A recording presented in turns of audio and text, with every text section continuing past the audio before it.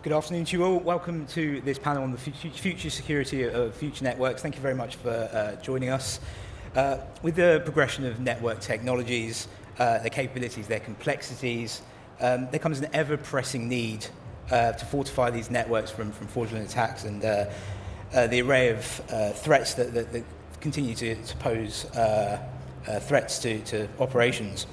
To accomplish this, the market must shift from a reactive process to a proactive process, and we're going to be speaking today about how the different network technologies and solutions that are available today can be much more effective as network technologies progress and evolve. So we're going to be talking about key technologies and our predictions for the future and what that means for the future of security. So we're going to be talking about technologies such as 6G, artificial intelligence, the movement to quantum computing, and obviously cloud computing as well. So I'd like to invite the panelists up to come and take a seat.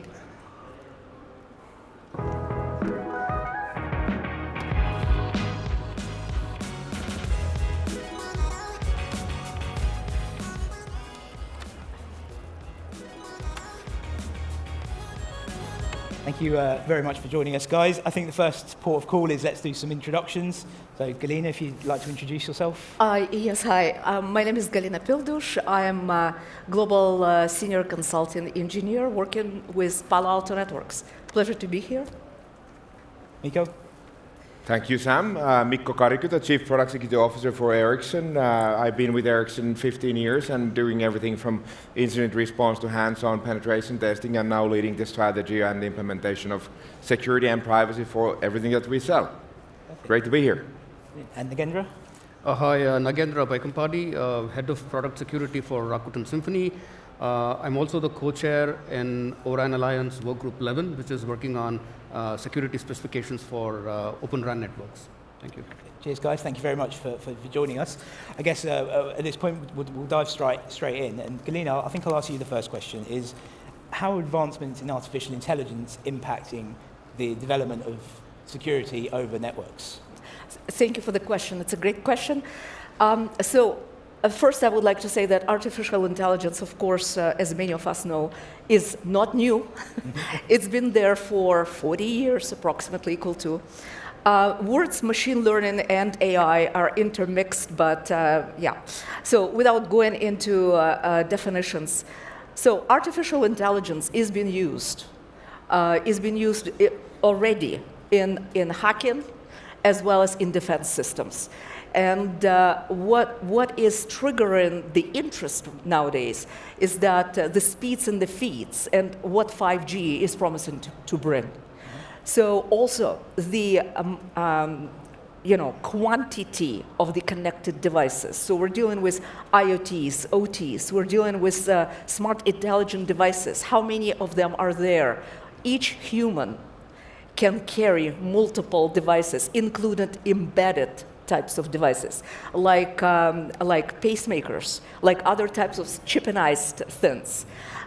So hence, what comes with AI is number one, any type of hacking really is not constant. The only thing that's constant in life is change, especially security. So when it comes to artificial intelligence, it is heavily used with MLs, of course, as to learning the behaviors that are proper. And then whenever the mutations come along, the mutations also contiguously change. So predictable analysis is a must. So yeah, did I say enough, or I can carry on for a week about this? I feel it's very much a cat and mouse game. It's a bit like the Golden Gate Bridge in San Francisco. It's never finished. By the time you finish, you need to start again. Yes. One other aspect I'd like to bring up is, for example, something simple like URLs, malicious URLs. Mm-hmm. They're not constant. So you might be redirected to a malicious URL, and then you're trying to investigate that. It's too late. So they contiguously change. So again, predictions as to what those things are is a key. And understanding at the points where you would like to provision or provide that security now. at all stages of attack kill chain is a must. So. And with artificial intelligence, obviously, there's so much traffic now going over networks, especially, you look at what was 5 years ago and the exponential growth we've seen of that. Obviously, moving that towards artificial intelligence, the monitoring is a great way of automating it. But Mikko, how much can AI do in terms of automation for network security? Well, firstly, I would not go and disagree with anything that Galina said. I think I fully agree with the complexity and the capabilities of AI. I think that I would like to zoom out on this question a little bit maybe and start from thinking about automation for security in the networks overall. So we just take a look into a telecommunication network overall. I claim that it's one of the most complex systems that humans have ever made. It is a system that is a nationwide, region-wide, so always alive, 99.999% of the time it has to be serving the people, and it also is near real time and gigabit per second type of a system. There's no other system like that you can operate. So we have then at the same time gone from bare metal, rather simple still but complex to manage security system that was also quite proprietary. Right. So the protocols were telecom made and known only by the telecom people, and hackers had a limited ability to actually go and learn and then maybe hack and penetrate to the networks. Now we are shifting that completely. We are having common technology, we're opening it up. It's not only anymore cell phones connecting over the radio to the network, but it's actually all kinds of processes and devices and industries and enterprises that are dependent, and critical society services, for example. So actually, it's not question about how much or what can we automate. It is the question of there's no other way. Yes. There's absolutely no way for human to control this anymore. So everything needs to be automated in the security. Of course, there's going to be the AI assisted. Human needs to be making many of the decisions still. But I think that, for example, like we demonstrated in the hall too in our booth, we have the Ericsson Security Manager. That's exactly for the purpose that the biggest challenge in telecommunication is keeping this secure network going secure from day one. And that's exactly what things like ESM are addressing. So I think that we will be seeing automation in every stage of the life cycle of the network, and AI will have a great role in that. Right. You made a very interesting point about AI being necessary now. Nagendra, how much trust can we place in AI for network security? Is there a limit, or how far can it go? But it's an interesting question. I think it's important to understand that AI is there to assist us. Yes. It's not going to replace humans. And therefore, I think whatever data that comes out of AI will be processed and handled by the humans. Now, the question is, how do we rely, or how reliable is the data that comes out of AI? To me, as a software engineer, I apply the same SDLC principles when it comes to preparing the AI system, whether it is during the planning phase or the build phase or the deployment phase or even the operation phase. So whatever you do that you typically do for securing your software, I think we have to apply the same principles to building an AI system as well. That is one way of building trust, right? And then of course, once the AI system is in place, it's operational. As Mikko said, you need to ensure that the system is secure, whether it is in terms of securing the training data, ensuring that the model itself is not contaminated, because there is a whole set of attacks that one can do. So I think it's we are still not there. I mean what we're talking about is mainly bits and pieces. But to me, at the end of the day, you build trust in AI by following the same process that you do for any life cycle of any system for that matter. And I think that is one way to build trust into your system. Very interesting. Move on to another technology now. AI has been around for many decades. 5G has been around for 5 years. Obviously, with the advent of 5G 2019, we've seen exponential growth.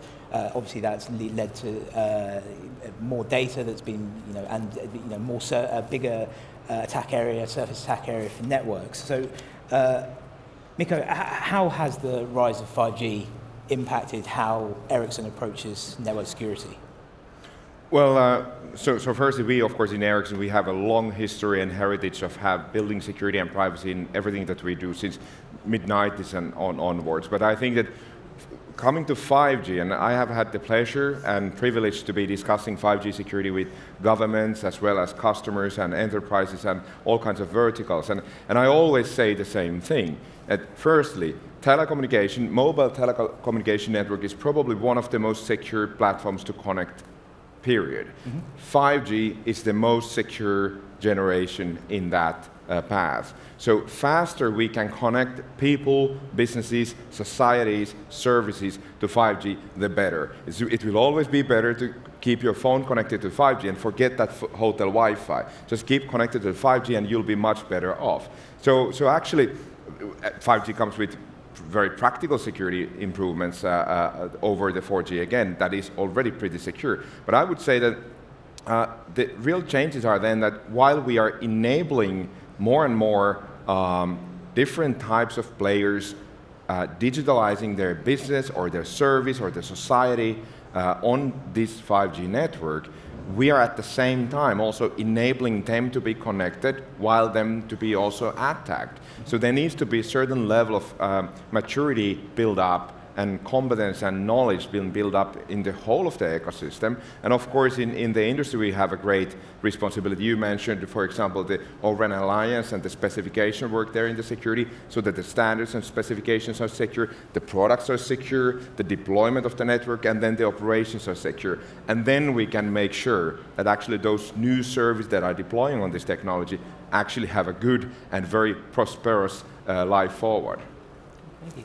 And obviously, when we talk about 5G, we can talk about the number of use cases over, 4G was a big leap over 3G, and now the 5G is, enables so many new use cases. Mikko, what about 6G? Is there anything we can talk about, even though we're a few years ahead? Is there any thoughts on security for 6G networks? We have this tendency in the industry, and I guess outside the industry especially, to always look for the next G. When we've been talking, like I said, we're talking 5 more years about 5G, but I think that like I said, 5G is firstly the best performing and most secure connectivity platform there is. Every society that deploys 5G will benefit greatly. Just look at the innovation and growth that was created when we deployed 4G. Now we're deploying 5G. Let's look at the countries who have full-blown standalone 5G. Not so many there. So we have plenty of work to do. Actually, what have we connected? 1.6 billion people on the planet now on 5G. So that's a fraction of the whole population. So let's come back and talk 6G when we have 8 billion people on 5G. Yeah, maybe I can I just want to add, if I may. So with all due respect, in my mind, there is no such thing as 100% secure. Absolutely not. So with all the authentications and triple, quadruple crypto that we're doing in 5G, there is still this opportunity where UIs could be doing something they should not be doing. And when I say UIs, I'm also implying IoTs and OTs. Absolutely. So we as a company, Palo Alto Networks, and me personally, are very passionate and strong proponents of zero trust. And I know zero trust could be perceived as another buzzword, but in reality, when you dissect what that is, it is discussed in NIST documents very, very precisely. It is a methodology that says, I trust nothing. I always verify. I always verify before I encrypt, because compromised devices, for example, would be issuing signaling storms, and with speeds and feeds of 5G, you pretty much have killed the control elements, SBA, services-based architecture, of 5G.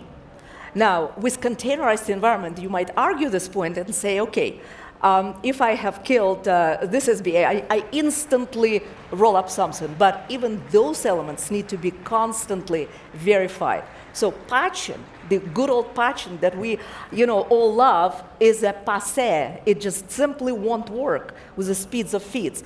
And I'm jumping into 6G question here. It's gonna get worse. It's as simple as that. Love is a strong word. Yeah. No, maybe I'll just spend a minute or two Yeah. just to complement what Miko and Galina. had talked about. If you think about it, when we say 5G or any G for that matter, it is coming from 3GPP, right? So they define these beautiful specifications. And as Miko rightly said, from my experience, 5G has been the most secure set of specifications coming from 3GPP.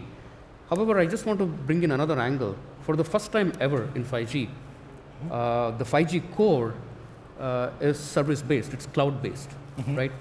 So the operators who were earlier in a non-cloud environment, legacy environments, etc., for the very first time got exposed to the issues that one would face in a cloudified environment. I think to me, as much as G has been evolving in terms of security, the first instance of the telco ecosystem getting exposed to cloud environment is through 5G. I think that's a big leap of faith that 3GPP has taken. And I might also add that in Open RAN, O-RAN Alliance, we are also implementing service-based architecture for RAN. Yeah. So I think it's going to be end-to-end cloud-based. So I think that's just one point which I wanted to mention. Okay. We'll touch back on cloud in a bit, but I want to focus on a technology even further in the future now. If I could come to you, Galina. The conversation around post and pre-quantum using. Right. What does this Another mean? favorite topic, yeah. Yes. Right, so post-quantum and pre-quantum. So we're in pre-quantum, although quantum computers do exist already today. IBM has, as an example, and some other companies also. But it's expensive. And Louise touched very, gave a good overview as to why do we need to be concerned about it. So 10 years, I'm seeing government is getting there sooner than anyone else, maybe in another 5 years. 2030 will become a concern, but it is already a concern. Question is why? Well, what's happening right now is quantum computers will be able to decrypt asymmetric ciphers instantly. Instantly. So it's not hours. We're dealing with seconds, if that. So number one, the algorithms, asymmetry cannot be used as a cipher. So yes, many standards communities have created already algorithms that beat that Shor's problem that he proven that the formula algorithms that had proven that it's breakable. So now with that number also as to how long the keys could be and how long would it now take to decrypt is another thing. So some algorithms have already been, like RFC 8784 is being standardized. And what's happening is all communities, like entire community, is now implementing these to get everyone ready. Why? It's a process, how you get there. So in fact, in GSMA, a post-quantum task force group, I participate in this group. We've created, recently we just released the guidelines document, that's white paper number 3, where the process is discussed as to what needs to happen. With that, there are other things we need to worry about today. Yeah. So such things such as harvest now, decrypt later, is not a fiction, it's a reality. Data is data. Once I harvest what I harvest now, whenever I get my quantum little guy, I can do literally instantly decrypt sensitive information. So what is also very interesting is there are quantum ciphers that are not standardized and really shouldn't be used. And recognizing use of those, for example, within TLS 1.3 protocol, now is very, very important because that's not legitimate. Nobody can decrypt it. And why is this now encapsulated into this, funny tunnel, right? So these things must be looked upon and now, not tomorrow, now. Interesting. Miko and Nagrenda, do you have anything to add on quantum computing? Is this something that we, what preparation should we be making now based on Galina's comments? very good comments from Galina. I think it's easy to agree that we need to be focusing on crypto agility and then really post-quantum crypto. That's what we need to do, and we need to do it now. I would then maybe say that quantum key distribution is probably not something we need to discuss for the kind of commercial telco endpoint device use. Maybe that's for other uses, but not necessarily here. Yeah, just to complement what Mikko, and by the way, good explanation. The NIST in US has already standardized 4 algorithms, 1 for key management and 3 for signature. I think that's a lovely step, right? Because now that it has been standardized, as Galina also mentioned, there are projects in place to implement them in common libraries that people use, like OpenSSL, for example. And I think it's all in the right direction. I think it's just a matter of time where vendors like us would start playing around with TLS 1.3 and see how it progresses. And by the way, I don't know how many of you noticed, on February 21st, Apple announced that the iMessage that we all use in our phones, it's going to be now enhanced for post-quantum cryptography. And I think that's, again, when big players start moving towards post-quantum cryptography, I think that will give a lot of onus and push for other players to also come in. Comes as an indication for other companies that maybe they should start considering it as well. And Mikko, if I come to you about cloud technologies in telco, obviously we're seeing a big push from many operators to move to cloud now. It's been going on for a few years, but I'm seeing some real acceleration. What does that mean for security over the next couple of years? So I would maybe, as a security practitioner, I would always love to see how, when we shift from kind of technology scheme to another, that we meet completely new types of issues and we get inspired to solve them in new ways. Unfortunately, many times the same issues that were happening 25 years ago keep happening in modern systems as well. So Fully agree with you. Yeah, exactly. Yes. So we're still talking about like passwords and the segregation of duties, segmentation of the networks, and all the kind of basic stuff, configuration management, backups, logging, etc. But when it comes to clouds, I think that some good points were made already about that it brings some kind of flexibility also. As an ex-incident responder, I would really love to have the capability that I don't need to fly on the other side of the planet to pick up hard disks to do forensics on them, but actually be able to pull down the CNF or microservice or an image of the infected machine and then replace them flexibly and dynamically with a fixed configuration with secure setup again into the cloud. And so those kind of things are really positive. I think that then, like O-RAN Alliance and Open RAN overall was mentioned. So we look at from point of view that in Ericsson, everything needs to be built with the same security and privacy quality from the beginning, regardless what kind of technology you deploy it on.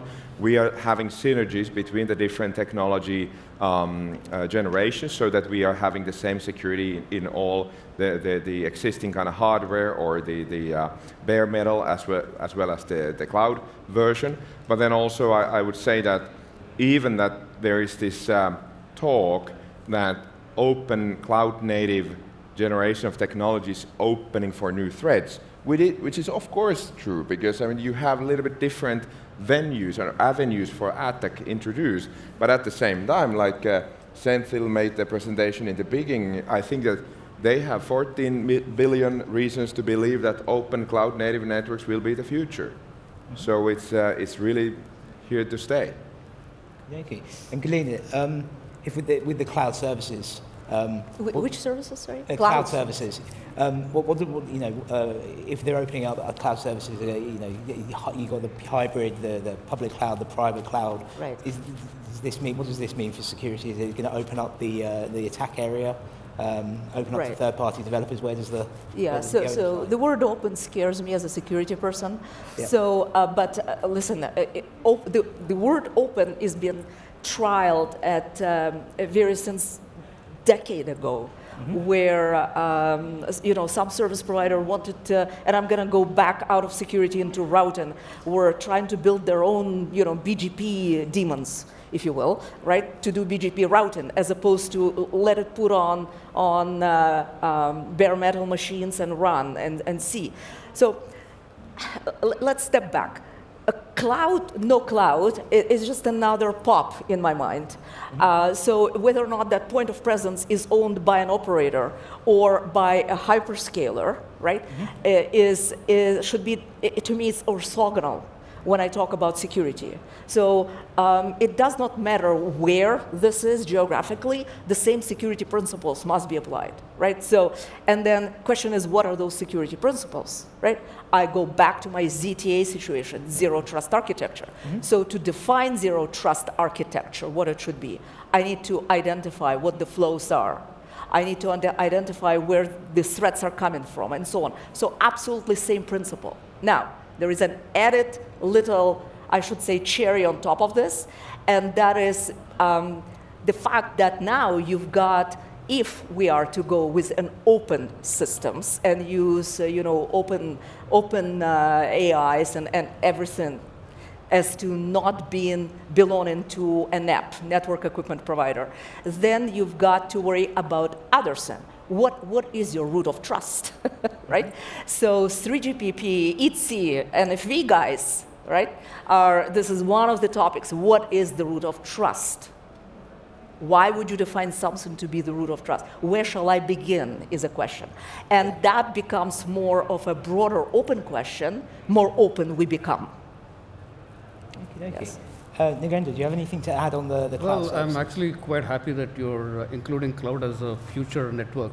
In reality, I think Rakuten Symphony and Rakuten has been playing with cloud for almost 3-4 years now. So I think we have a lot of experience in building CNFs and trying to see how we secure it.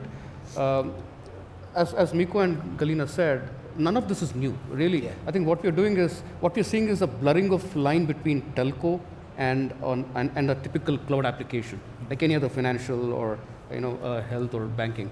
So I think for us, we already have a set of industry best practices that cloud computing industry is already using. We just have to adopt them. And I'm also happy to say that Orion Alliance, unlike 3GPP, also builds specifications for OCloud, right? So in a way, it is standardizing the security measures that your open cloud has to follow. I think that will go a long way in helping Central and every other operators in the world to implement standardized security practices for OCloud. And I think that's probably it's a big win for us. Okay. There's some very interesting comments here. What I'm going to do to close the session out is I'm going to just ask each of you for your closing comments, your key takeaways for security. So Galina, I'll start with you. What are the key takeaways for the future security of future networks? Okay, my key, I have a lot, but let me just prioritize it in my brain here. So, yes, there was a question about 6G. Unfortunately, we're still in 2G in some parts of the world. And this is a discussion taking place in GSMA, fraud and security group, right? Yeah. So what do you do? Where absolutely no crypto is used whatsoever. And what happens with IMSI catchers and so on and so on. So bottom, to me, number one, is to actually do not forget about legacy. To me, this is number one. Why? Because you cannot simply say, cut off your 2G, 3G, 4G radio, become 5G today, as all MNOs have done investments that they've done. Yeah. So, yes. So hence, what must be done is fix the old problem. Why? Is because everything is interconnected. As we all know, these 2, 3, 4, 5 guys are all interconnected. So problem in one will cascade into an absolute, I would say logarithmically, into problems in other networks, including 6G. 6G is going to make it worse, speed-wise, as we're talking about terahertz of radio. which hopefully would, translate into proper cores as well. And I'm picturing in my mind, literally, imagine the Matrix movie, right? So little bits surrounding us. Because even though with 5G we're talking about ultra low latency and densification of radio, 6G is going to make it quadruple ultra. Right? Some people claim that 6G is going to make 5G look like 2G. But we shall see on that aspect. But again, I come back to your question, and that is, we must not forget about what we've got there now. We must secure properly. When I say properly, ZT, zero trust. You cannot afford to design networks of the future without embedding security into them. Multiple reasons for it. So one of the prime reasons is, as we are designing networks, we're designing for latency, low latency. How could we design low latency if we do not include all necessary elements? And security is a necessity, not a luxury. So. Very, very, very informative. Mikko, your key takeaways. Thanks, Sam. Firstly, I must say that it's wonderful to be sitting here with fellow actual security practitioners. We have always this look in the world that what could possibly go wrong, and I agree to that, and I'm also thinking it often. I do also like to think positively and seeing actually all the opportunity that comes when we are going on the latest technology and applying the lessons learned from previous generations. And I like to think that maybe if we faster deploy 5G, faster get services and people and societies running on it, actually it makes things a little bit better. Then one thing that I dislike in the security discussion around telecommunication, probably applies to many other areas also, is that there's this tendency for looking to have a silver bullet. And as far as I know, silver bullets were not invented yet. Correct. So, I agree. Exactly. So sometimes it is a certain standard or specification or single technology or a hype made out of a concept like Zero Trust architecture. It is a set of best practices we've known for 20 plus years. I agree fully. We are also deploying Zero Trust architecture to our portfolio, and that is one of the cases that ESM is providing, Zero Trust architecture visibility and monitoring. But we need to avoid silver bullet thinking. Yes. Our governments need to avoid thinking that there's one thing that can solve it all. As vendors, we need to be respectful and also understand that we need to communicate transparently that there's no silver bullet, holistic approach is needed. And we actually need to focus in every layer of that security stack. So my concerns going forward would be that I hope that as community, working together with the industry, with academia, with governments, that we actually find a way to learn from those mistakes so that we don't have to be talking about password management 2030 MWC. Nagrenda. Fully with you. Great points, Mikko and Galina. I completely agree. Since we're talking about future networks, maybe I'll just mention a few things. I think it's the openness, cloudification, disaggregation, I think is here to stay, right? Whether we call it 6G, 5G advanced or 7G, I think that is going to be the baseline architecture for future. Yeah. And therefore, I think we all need to understand, and operators especially, and government regulators, as Mikko said, there is a huge skill scarcity amongst the operator community, amongst the regulators, and even in terms of culture, right? So I think there needs to be a lot of investment that goes into training, building the culture, and so on and so forth, right? I think that is very important. Of course, Huawei had a great presentation on the two most important technology enablers, AI and quantum. I'm not going to talk about that.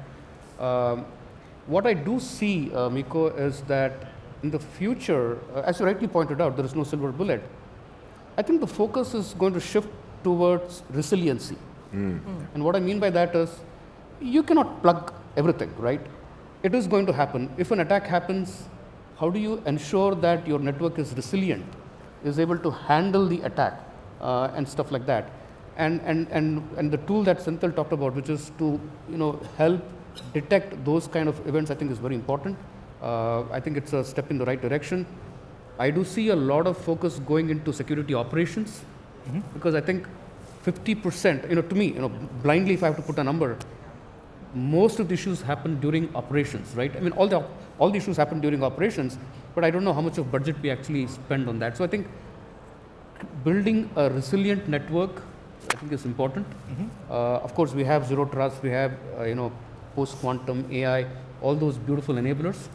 I think the focus should move towards building resilient networks. I think that would be my thought process. Interesting. Well, I'd like to thank all the panelists here today for contributing. So thank you very much, guys, for joining us. Thank you.